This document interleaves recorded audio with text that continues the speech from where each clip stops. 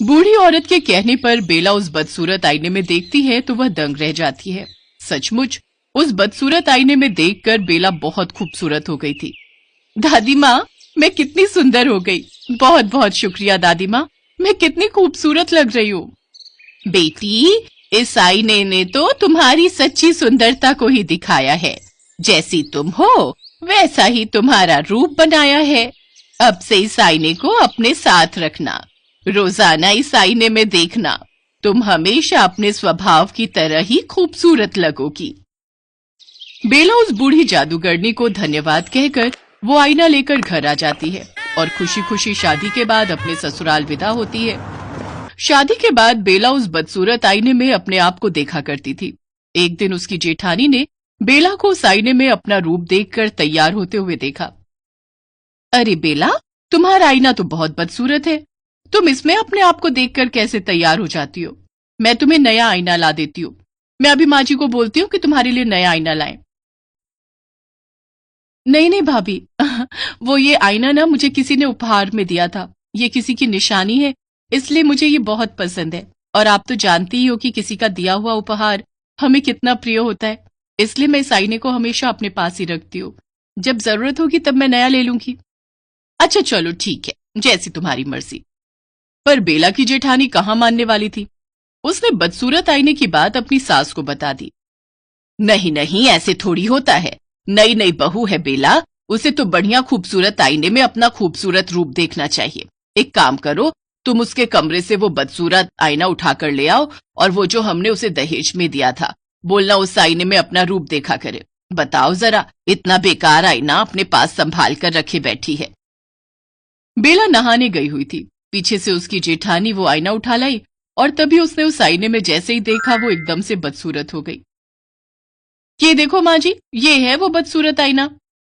अरे तेरे चेहरे को क्या हुआ? तू इतनी बदसूरत कैसे हो गई बहू? माँ जी, मैं और बदसूरत? जरा देखूं तो। ये क्या हो गया? मेरे रंग रूप को ये क्या हो गया?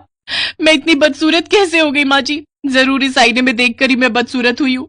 कहीं ये जादुई तंत्र मंत्र वाला आईना तो नहीं? तभी बेला के जेठ और पति कमरे में आ जाते हैं। सुषमा, ये तुम्हें क्या हो गया? तुम इतनी बदसूरत कैसे हो गई? ये सब देवर जी की पत्नी के कारण हुआ है, उसी बेला के कारण। ये देखो, उसका ये बदसूरत आईना देखकर ही मैं बदसूरत हुई हूँ। भाभी, ये कैसी बातें कर रही हो? दिखाओ जरा, मैं इस आईने में देखता हूं। ये देखो, मुझे तो कुछ नहीं हुआ। भैया आप देखो। हाँ सुषमा, हमें तो कुछ नहीं हुआ। तभी बेला आ जाती है। बेला नहाकर आती है तो उस आईने में देखती थी, पर आज उसने आईने में नहीं देखा और वो फिर से अपने बदसूरत रूप में ही थी। माँ जी, सच एक ना एक दिन सामने जरूर आ ही जाता है। ये बात मैं भूल गई थी। गलती मेरी ही है। मैं अपनी बदसूरती को छुपाने के लिए इस आईने की सहायता ले रही थी। ये सब मेरे कारण हुआ है। भाभी मुझे माफ कर दो, मैं आपको सब सच बताती हूँ। बेला सबको सच बताती है।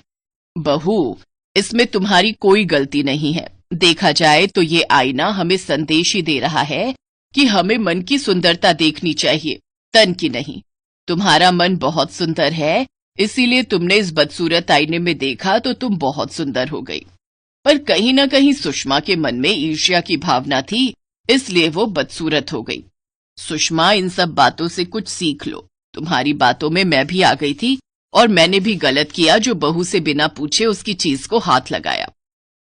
मुझसे गलती हो गई बेला, मुझे माफ कर दो। मैंने जो भी किया गलत किया।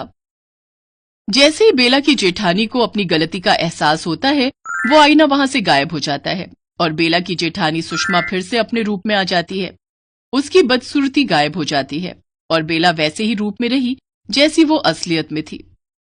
बेला, मुझे तुम ऐसे ही बहुत सुंदर लगती हो। मुझे दिखावे की सुंदरता नहीं चाहिए। मुझे अपनी बेला ऐसे ही पसंद है। बिल्कुल, हमारी बेला बहुत सुंदर है, लाखों में एक। बेला की खुशी का ठिकाना नहीं था। अब उसे दुनिया से अपने सच को नहीं छुपाना पड़ा और उस दिन के बाद वो उसी रूप में रही जैसा रूप उसे मिला था। पर उसमें भी वो बहुत खुश थी क्योंकि उसे अपनों का प्यार मिल गया था।